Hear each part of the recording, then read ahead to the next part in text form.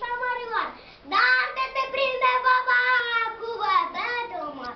Oh, când lasă gura apă, trebuie să furi și pace. Intră pe la tevera dânsă să văd ce treabă face. Tu, să Marioară! Tu, să Marioară! Mările acasă? Ea nu merge la scândă? Nu!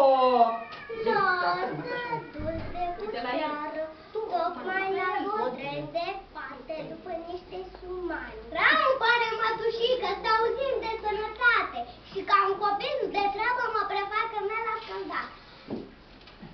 Dar mă socotesc niciodată că acum nu puteam să nimeresc. Eu fac stânga împrejur, sar în gar, mă apuc de o creangă și cireș încet să pur.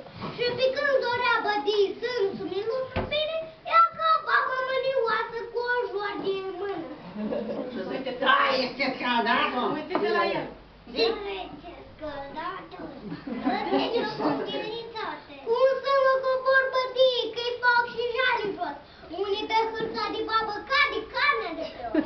O, ce oi colbat mai are, cum blesne mai ia din gură. Unde e sfinte și doar să mă tot din curcătură? Eu fug iute, e curește și deodată cade baba prin șiptirii să mă hârțește. Sfinte să fii păică. Ei, că-i căzut în pedecată. Da,